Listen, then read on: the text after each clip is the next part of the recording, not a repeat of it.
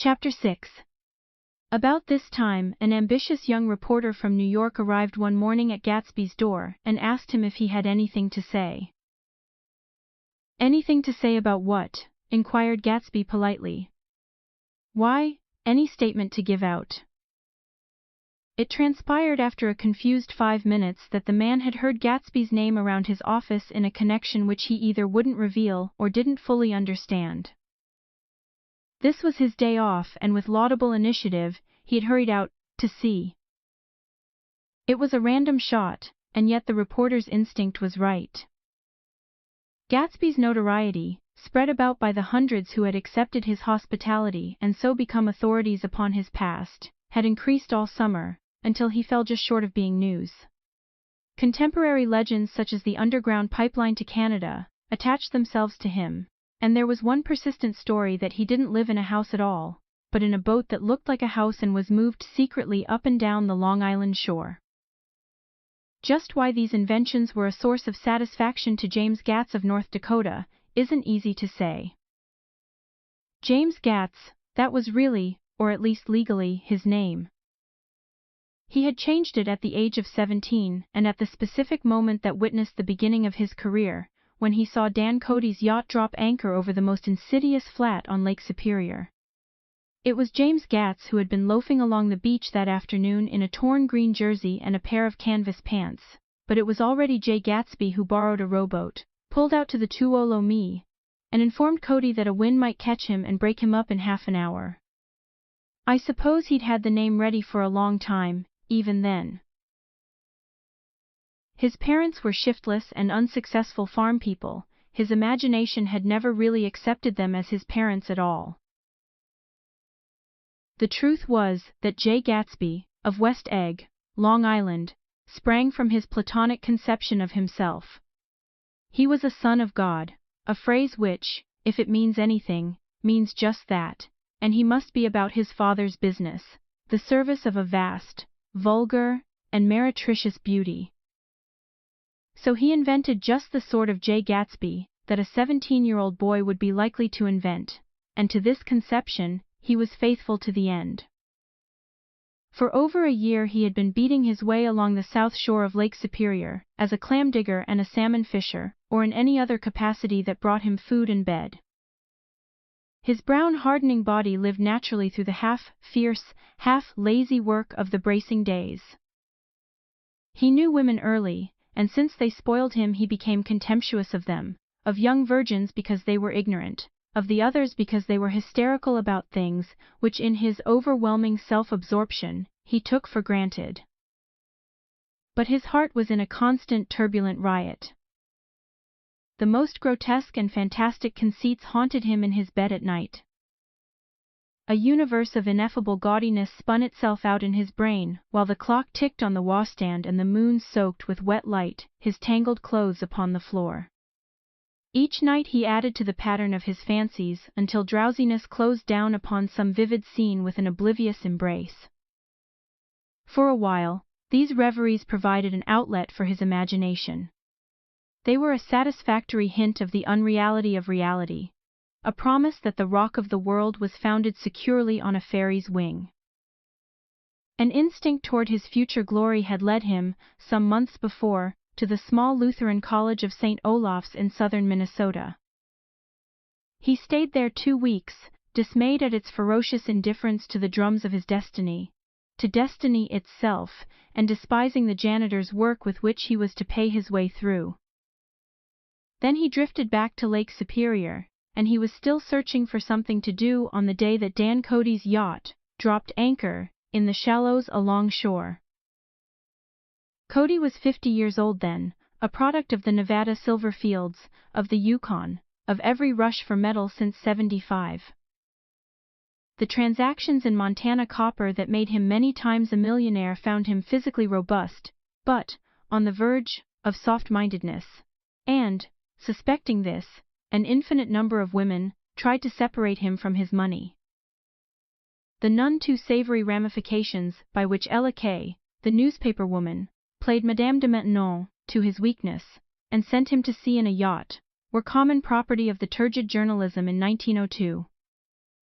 He had been coasting along all too hospitable shores for 5 years, when he turned up as James Gatz's destiny in Little Girl Bay. To young Gatz, resting on his oars and looking up at the railed deck, that yacht represented all the beauty and glamour in the world.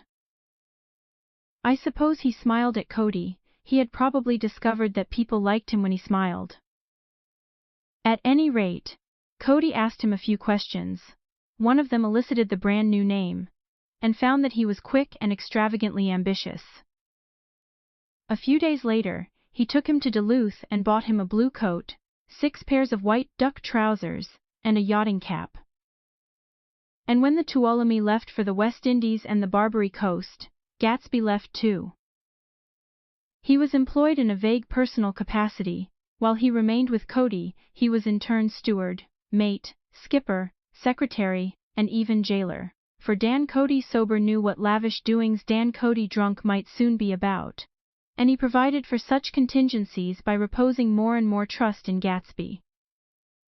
The arrangement lasted 5 years, during which the boat went 3 times around the continent. It might have lasted indefinitely, except for the fact that L.K. came on board one night in Boston, and a week later, Dan Cody inhospitably died.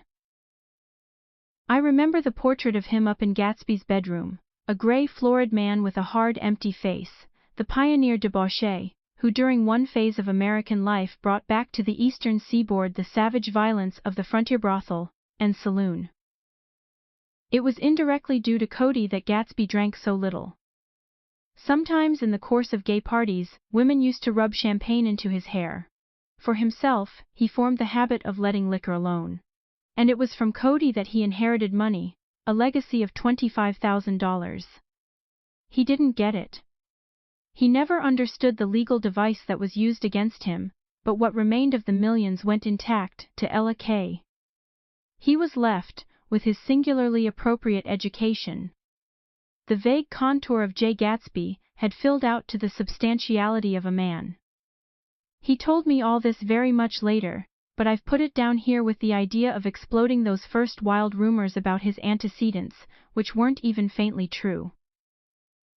Moreover, he told it to me at a time of confusion, when I had reached the point of believing everything and nothing about him. So I take advantage of this short halt, while Gatsby, so to speak, caught his breath, to clear this set of misconceptions away. It was a halt too, in my association with his affairs. For several weeks I didn't see him or hear his voice on the phone. Mostly I was in New York, trotting around with Jordan and trying to ingratiate myself with her senile aunt. But finally, I went over to his house one Sunday afternoon. I hadn't been there 2 minutes when somebody brought Tom Buchanan in for a drink. I was startled, naturally, but the really surprising thing was that it hadn't happened before. They were a party of 3 on horseback, Tom and a man named Sloane and a pretty woman in a brown riding habit, who had been there previously. "I'm delighted to see you," said Gatsby, standing on his porch. "I'm delighted that you dropped in." As though they cared. "Sit right down, have a cigarette or a cigar." He walked around the room quickly, ringing bells. "I'll have something to drink for you in just a minute." He was profoundly affected by the fact that Tom was there. But he would be uneasy anyhow until he had given them something, realizing in a vague way that that was all they came for. Mr. Sloane wanted nothing. "A lemonade?" "No thanks." "A little champagne?" "Nothing at all, thanks." "I'm sorry." "Did you have a nice ride?" "Very good roads around here." "I suppose the automobiles..." "Yeah." Moved by an irresistible impulse, Gatsby turned to Tom, who had accepted the introduction as a stranger. "I believe we've met somewhere before, Mr. Buchanan." "Oh yes," said Tom, gruffly polite, but obviously not remembering. "So we did, I remember very well. About 2 weeks ago." "That's right. You were with Nick here." "I know your wife," continued Gatsby, almost aggressively. "That so?" Tom turned to me. You live near here, Nick? Next door. That so? Mr. Sloane didn't enter into the conversation, but lounged back haughtily in his chair. The woman said nothing either, until unexpectedly, after 2 highballs, she became cordial. We'll all come over to your next party, Mr. Gatsby, she suggested. What do you say? Certainly, I'd be delighted to have you. Be very nice, said Mr. Sloane without gratitude. Well, think ought to be starting home. Please don't hurry, Gatsby urged them. He had control of himself now, and he wanted to see more of Tom. Why don't you stay for supper? I wouldn't be surprised if some other people dropped in from New York. You come to supper with me, said the lady enthusiastically. Both of you. This included me. Mr. Sloane got to his feet. Come along, he said, but to her only. I mean it, she insisted. I'd love to have you, lots of room. Gatsby looked at me questioningly. He wanted to go, and he didn't see that Mr. Sloane had determined he shouldn't. I'm afraid I won't be able to, I said. Well, you come, she urged, concentrating on Gatsby. Mr. Sloane murmured something close to her ear. We won't be late if we start now, she insisted aloud. I haven't got a horse, said Gatsby. I used to ride in the army, but I've never bought a horse. I'll have to follow you in my car. Excuse me for just a minute. The rest of us walked out on the porch, where Sloane and the lady began an impassioned conversation aside. My God, I believe the man's coming, said Tom. Doesn't he know she doesn't want him? She says she does want him. She has a big dinner party and he won't know a soul there. He frowned. I wonder where in the devil he met Daisy.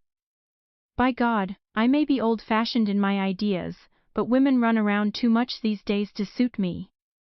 They meet all kinds of crazy fish. Suddenly, Mr. Sloane and the lady walked down the steps and mounted their horses. Come on, said Mr. Sloane to Tom. We're late, we've got to go. And then to me. Tell him we couldn't wait, will you? Tom and I shook hands, the rest of us exchanged a cool nod, and they trotted quickly down the drive, disappearing under the August foliage just as Gatsby, with hat and light overcoat in hand, came out the front door. Tom was evidently perturbed at Daisy's running around alone, for on the following Saturday night, he came with her to Gatsby's party. Perhaps his presence gave the evening its peculiar quality of oppressiveness. It stands out in my memory from Gatsby's other parties that summer. There were the same people, or at least the same sort of people, the same profusion of champagne, the same many-colored, many-keyed commotion, but I felt an unpleasantness in the air, a pervading harshness that hadn't been there before. Or perhaps I had merely grown used to it, grown to accept West Egg as a world complete in itself, with its own standards and its own great figures, second to nothing, because it had no consciousness of being so, and now I was looking at it again, through Daisy's eyes. It is invariably saddening to look through new eyes at things upon which you have expended your own powers of adjustment. They arrived at twilight, and as we strolled out among the sparkling hundreds, Daisy's voice was playing murmurous tricks in her throat. These things excite me so, she whispered. If you want to kiss me any time during the evening, Nick, just let me know and I'll be glad to arrange it for you. Just mention my name, or present a green card. I'm giving out green. Look around, suggested Gatsby. I'm looking around. I'm having a marvelous. You must see the faces of many people you've heard about. Tom's arrogant eyes roamed the crowd. We don't go around very much, he said. In fact, I was just thinking I don't know a soul here. Perhaps you know that lady. Gatsby indicated a gorgeous, scarcely human orchid of a woman who sat in state under a white plum tree. Tom and Daisy stared, with that peculiarly unreal feeling that accompanies the recognition of a hitherto ghostly celebrity of the movies. "She's lovely," said Daisy. "The man bending over her is her director." He took them ceremoniously from group to group. "Mrs. Buchanan, and Mr. Buchanan." After an instant's hesitation he added, "The polo player." "Oh no," objected Tom quickly, "not me." But evidently the sound of it pleased Gatsby, for Tom remained the polo player for the rest of the evening. "I've never met so many celebrities," Daisy exclaimed. "I liked that man, what was his name, with the sort of blue nose?" Gatsby identified him, adding that he was a small producer. "Well, I liked him anyhow." "I'd a little rather not be the polo player," said Tom pleasantly. "I'd rather look at all these famous people in oblivion." Daisy and Gatsby danced. I remember being surprised by his graceful conservative foxtrot. I had never seen him dance before. Then they sauntered over to my house and sat on the steps for half an hour, while at her request, I remained watchfully in the garden. "In case there's a fire or a flood," she explained, "or any act of God." Tom appeared from his oblivion as we were sitting down to supper together. "Do you mind if I eat with some people over here?" he said. "A fellow's getting off some funny stuff." "Go ahead," answered Daisy genially. "And if you want to take down any addresses, here's my little gold pencil." She looked around after a moment and told me the girl was common but pretty, and I knew that except for the half hour she'd been alone with Gatsby, she wasn't having a good time. We were at a particularly tipsy table. That was my fault. Gatsby had been called to the phone, and I'd enjoyed these same people only 2 weeks before. But what had amused me then turned septic on the air now. "How do you feel, Miss Baedeker?" The girl addressed was trying, unsuccessfully, to slump against my shoulder. At this inquiry she sat up and opened her eyes. "What?" A massive and lethargic woman, who had been urging Daisy to play golf with her at the local club tomorrow, spoke in Miss Baedeker's defense. "Oh, she's all right now. When she's had 5 or 6 cocktails, she always starts screaming like that. I tell her she ought to leave it alone." "I do leave it alone," affirmed the accused hollowly. "We heard you yelling, so I said to Doc Civet here, there's somebody that needs your help, Doc." "She's much obliged, I'm sure," said another friend, without gratitude. "But you got her dress all wet when you stuck her head in the pool." "Anything I hate is to get my head stuck in a pool," mumbled Miss Baedeker. "They almost drowned me once over in New Jersey." "Then you ought to leave it alone," countered Dr. Civet. "Speak for yourself," cried Miss Baedeker violently. "Your hand shakes, I wouldn't let you operate on me." It was like that. Almost the last thing I remember was standing with Daisy and watching the moving picture director and his star.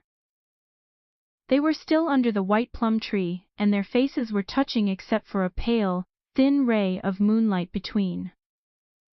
It occurred to me that he had been very slowly bending toward her all evening to attain this proximity, and even while I watched I saw him stoop one ultimate degree and kiss at her cheek. "I like her," said Daisy. "I think she's lovely." But the rest offended her, and inarguably because it wasn't a gesture but an emotion. She was appalled by West Egg, this unprecedented place that Broadway had begotten upon a Long Island fishing village, appalled by its raw vigor that chafed under the old euphemisms, and by the too obtrusive fate that herded its inhabitants along a shortcut from nothing to nothing. She saw something awful in the very simplicity she failed to understand. I sat on the front steps with them while they waited for their car. It was dark here in front, only the bright door sent 10 square feet of light volleying out into the soft black morning. Sometimes a shadow moved against a dressing room blind above, gave way to another shadow, an indefinite procession of shadows, who rouged and powdered in an invisible glass. "Who is this Gatsby anyhow?" demanded Tom suddenly. "Some big bootlegger?" Where'd you hear that? I inquired. I didn't hear it, I imagined it. A lot of these newly rich people are just big bootleggers, you know. Not Gatsby, I said shortly.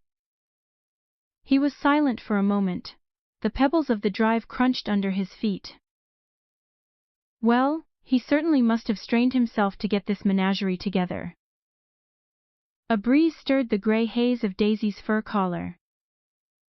At least they are more interesting than the people we know, she said with an effort.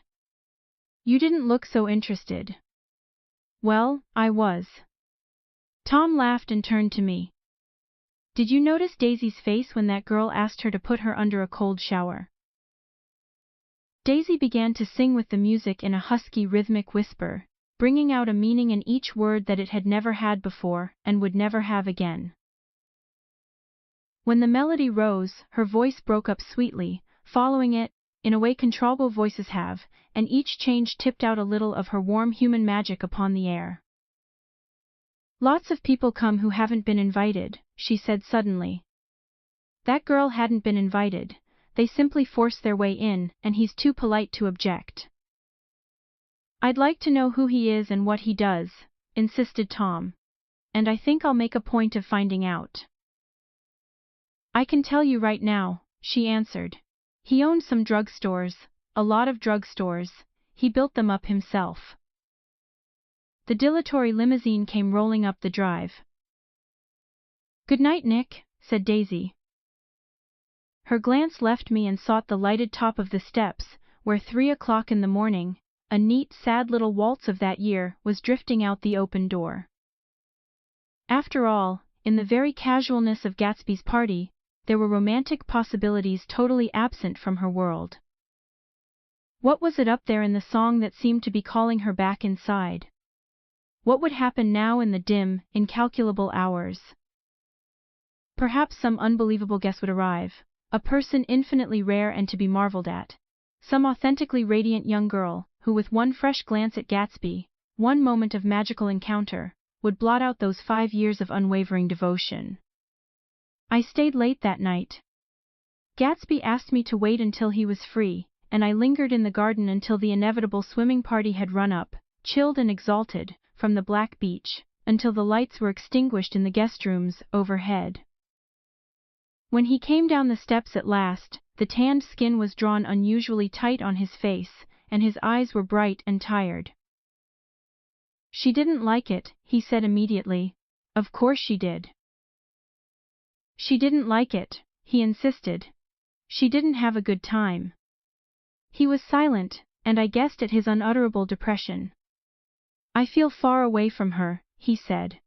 It's hard to make her understand. You mean about the dance? The dance? He dismissed all the dances he had given with a snap of his fingers. Old sport, the dance is unimportant. He wanted nothing less of Daisy than that she should go to Tom and say, I never loved you. After she had obliterated 4 years with that sentence, they could decide upon the more practical measures to be taken. One of them was that after she was free, they were to go back to Louisville and be married from her house. Just as if it were 5 years ago. And she doesn't understand, he said. She used to be able to understand. We'd sit for hours. He broke off and began to walk up and down a desolate path of fruit rinds and discarded favors and crushed flowers. I wouldn't ask too much of her, I ventured. You can't repeat the past. Can't repeat the past? He cried incredulously. Why, of course you can. He looked around him wildly, as if the past were lurking here in the shadow of his house, just out of reach of his hand. I'm going to fix everything just the way it was before, he said, nodding determinedly. She'll see. He talked a lot about the past, and I gathered that he wanted to recover something, some idea of himself perhaps, that had gone into loving Daisy. His life had been confused and disordered since then, but if he could once return to a certain starting place and go over it all slowly, he could find out what that thing was.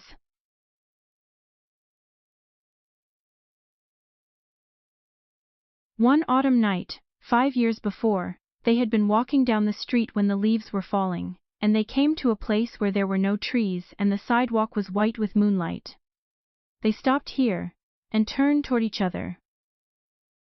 Now it was a cool night with that mysterious excitement in it, which comes at the 2 changes of the year. The quiet lights in the houses were humming out into the darkness, and there was a stir and bustle among the stars. Out of the corner of his eye, Gatsby saw that the blocks of the sidewalks really formed a ladder, and mounted to a secret place above the trees. He could climb to it, if he climbed alone. And once there, he could suck on the pap of life, gulp down the incomparable milk of wonder. His heart beat faster as Daisy's white face came up to his own. He knew that when he kissed this girl, and forever wed his unutterable visions to her perishable breath, his mind would never romp again like the mind of God. So he waited, listening for a moment longer to the tuning fork that had been struck upon a star. Then he kissed her. At his lips' touch, she blossomed for him like a flower, and the incarnation was complete. Through all he said, even through his appalling sentimentality, I was reminded of something, an elusive rhythm, a fragment of lost words, that I had heard somewhere a long time ago. For a moment, a phrase tried to take shape in my mouth, and my lips parted like a dumb man's, as though there was more struggling upon them than a wisp of startled air. But they made no sound, and what I had almost remembered was uncommunicable forever.